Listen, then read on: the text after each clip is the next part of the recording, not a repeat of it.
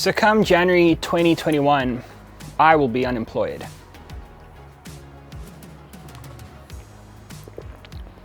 Unemployed at the age of 32 with a house to pay for, a car to pay for, a wife and 2 semi-disabled dogs. Seems quite daunting.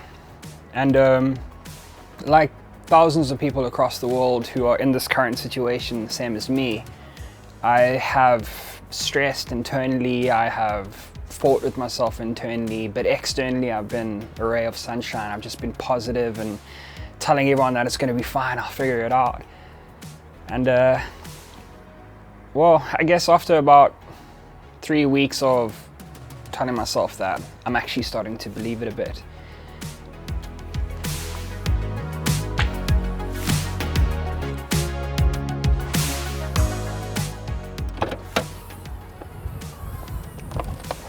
Well, after about 3 weeks of trying to figure out what I'm going to do, I realized that I actually have quite a lot of skill in a certain field, and I might as well utilize it.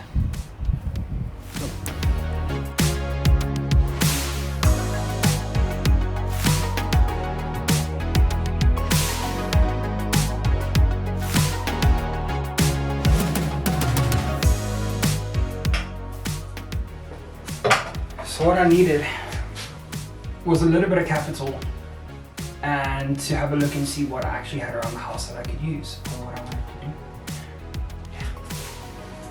to do. So after finding some really cheap lighting and some things that I already had around the house,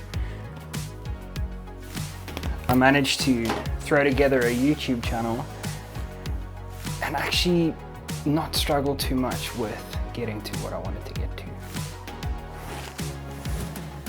In today's video, I'm going to show you how to make the most budget setup that you can afford work for getting into YouTube videos.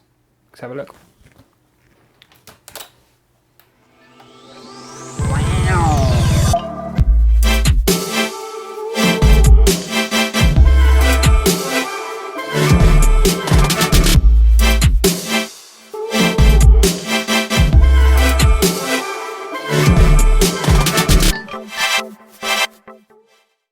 Okay, so I may be coming to you from 2 different sources, I haven't decided yet.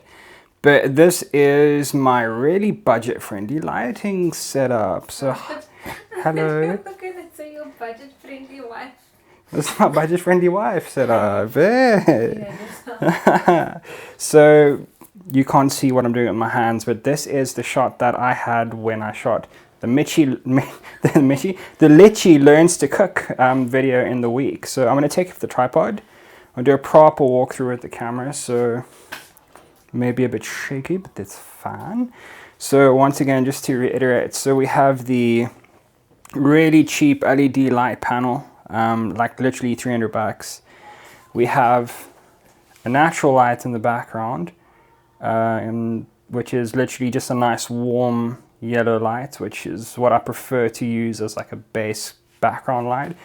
And what that light's doing is it's trickling over here, it's giving a bit of background light, and when Mishka's hair was back the other day, it was giving a bit of rim lighting over here, which was lighting her ear and her cheek.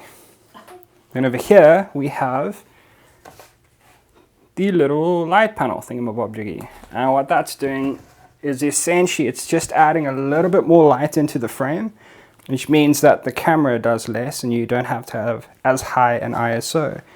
Same thing with this. This light is a little bit almost pointless, but if you look really carefully, you'll see that all of a sudden she's got deep shadow at the bottom of her chin. And now all I've done is I've just lit up the chin area a little bit. You know, you'd think that after doing at least one talking vlog, Mishka would be a little bit more comfortable on the videos. I'm not like, I'm wondering if I can even post this. But yeah, let's go back to my face. Cool. I'm in the hot seat now. So as you can see, right over here, there's no light whatsoever. That's because I'm using this big key light as a butterfly light, essentially. It's my preferred style of lighting. What it tends to do is, in photography at least, when you have a light that's quite above and soft and a little bit feathered. It softens the skin quite nicely, so you don't see your pores as much. So if you have pocked skin or not as nice skin, you won't see as much of that.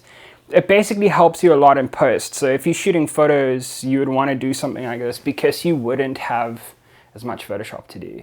And the cool thing about this is I also get to kind of fake a little bit of Rembrandt style lighting where you get that triangle over here. So to explain what I'm doing and why I've done it this way. So I had to find a really affordable way to get into the world of YouTube because I didn't have any available capital. I had like camera gear, like my Nikons and stuff that I use for studio for my photographs. But with me no longer being in a studio environment as much next year, I'm probably looking to shift those cameras on to raise a bit of funds to support the other kind of stuff that I'm doing, i.e. video work. So I stumbled across the Canon M200, and actually, funnily enough, I got the Canon M200 before I even found out that before the whole work thing happened, and I ended up that I'm not going to be working anymore. So I picked up the camera just to start vlogging and doing stuff like that literally a month ago. So I'm glad that I have it. But I kind of came to this realization that it's not just me going through this. You know, there's this global crisis happening where probably millions of people are losing their jobs. And on top of that, there's already millions of people everywhere around the world who don't have jobs to start off with. And a lot of people feel quite helpless in this situation. Like there's a lot of creative people out there who have a lot that they can give. You know, there's people out there who can make stuff at home, who can make necklaces and earrings or shoes or belts. And those people who are doing it on their own at the moment can't afford to have a professional photographer come in and photograph their gear to put it online, or they can't afford to have, you know, people can't afford to sit in front of a camera or a professional camera person and do a vlog, for example, you know. So I figured, let me find out what I have, which is when I got these kind of lights that I found lying around. Luckily, I mean, a lot of people won't have that to start off with. But I found out that I had this stuff, and I managed to put together my entire YouTube setup for under 10,000 Rand, South African, which is still one heck of a lot of money. Don't get me wrong, like it's not cheap, but when I started looking at this, I still had the means to go this route. You can, of course, realistically, if you had a cell phone, like even this Huawei P30 or whatever it is, you can use this with ample lighting to do what you want to do. I'll actually show you quickly, hold up. So we may just switch over to this camera, but with this lighting setup purely in manual, you can actually shoot like this. So as long as you can afford a ring light for a cheap price, you can actually sit down and talk into a camera quite easily. Now, aside from the lighting pieces that I have and the Canon M200 or cell phone, there's one other really important part or really important piece to the puzzle that is a YouTube vlog, and that is one of these. You don't have to get a lavalier mic. If you had a bit more money available, you could probably just get a lapel, but I got this Boya 1M or whatever it is lavalier mic for literally 200 Rand. It's got a 5-meter long cable, so you can plug it into your phone or into your camera if you have a mic input. And it does the job very well. If you were to go back to one of my previous videos, like the first or second one, you'd see that my audio wasn't great at all. And that's because I hadn't thought about it, so to speak. I wasn't planning on going full-time into YouTube, so I wasn't planning on investing anymore. But as soon as I found out, I realized this is the first thing I need to invest in now. I need to get audio that is good, that is clear, that I don't sound like I'm speaking in a toilet. Because if I was to do a 20-minute talking video straight to that mic on that camera, you probably wouldn't want to hear it. So we're here now. I probably should have prepared more for this. I kind of thought it was going to come to my head, and it's come and it's gone already.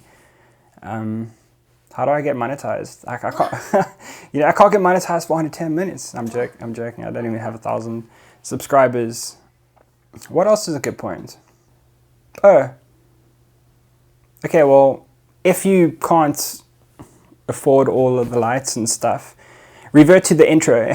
One of the last shots in the intro, you'll see that I've actually just used pure natural light. Natural light is really powerful. You can use natural light for a lot more than what you'd think you can. And I will do a course on that or a video on that in the upcoming weeks. Before I end the video, I actually just want to really quickly touch on my camera settings. I'm not shooting in automatic anymore. I only did that once to prove a point. But generally with a lighting setup like this, you want to maintain a media, how do I say this? With a lighting setup like this, you will get weird lines or light refraction that go down the screen or flicker and stuff like that if you have the wrong settings. So my standard go-to settings for a 2 or 3 light setup is ISO 800. Assuming this is nighttime or dark time, not in the sunlight.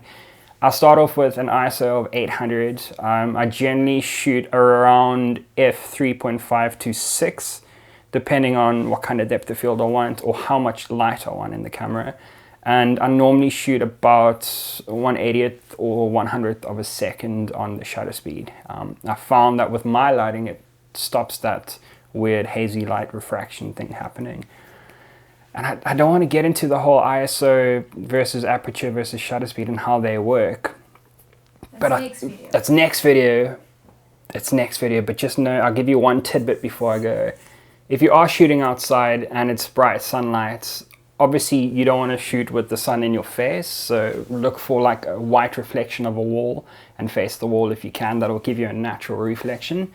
But remember, the first thing to do if you're shooting in the sunlight is to drop your ISO to as close to 100 as possible and use your shutter speed and your aperture or your F number to bring the brightness up or down. That's my Tuesday tidbit on a Wednesday. I feel like I rushed this video a lot, and I think it's partly because I had a cup of coffee about 2 minutes before I made the cup of coffee for the intro, which I've also started drinking. So I'm hopping at the moment.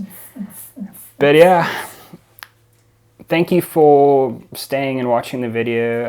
I would appreciate it if you like, comment, and subscribe, because as previously stated, I am trying to do this full time eventually.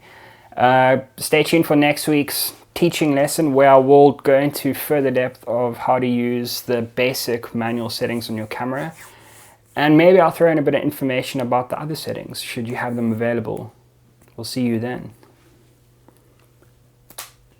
Okay, so I don't know if this is going to make it into the video or not, but I feel like I need to actually show you the lights that I have. So let me just put everything off really quickly. Give me a second. I'll leave that one on because it's not doing too much, the key light in the background. And I'll leave that one on because it's not doing too much. But I have to explain why I've done what I've done. So I'm not going to teach you about exposure today because that's literally an entire video on itself. But what I do want to do is tell you really quickly why I've done what I've done with the lighting, because I feel like I've spoken about what I have and the affordability of them, but I don't feel like I've actually told you how to use it. So as you can see, without my key light, which is my main light, your lead light if you will, there's nothing. So what that means is that I have technically exposed, or I have put my settings to make it that when I put this light on, the lighting is fantastic. Now earlier I spoke to you about this thing called butterfly lighting as well, where I have the lights overhead and to the side. In photography, we use this to get little sparkles in the eyes so that when the model is looking at the lens, the iris pops and you can see all the details in it. And also you have that soft skin that I was telling you about earlier. But now, that on its own is not enough to fulfill the shot. That's when you bring in your second light, just to give a little bit of full over here so that I don't look completely gaunt and unwell. Unfortunately with this light, you do see double chin, and if you haven't cut your nose hairs, you will see those as well. But generally, the rule of thumb for this light is like even if you're photographing a model, for example, you can have the model holding this in her hands just to fill just this over here. And then other times I'd have a light off to the back, like over here somewhere, just giving you a little bit of like a rim light on your hair. That's obviously when you start spending a bit more money on gear and you have, you know, more lighting available.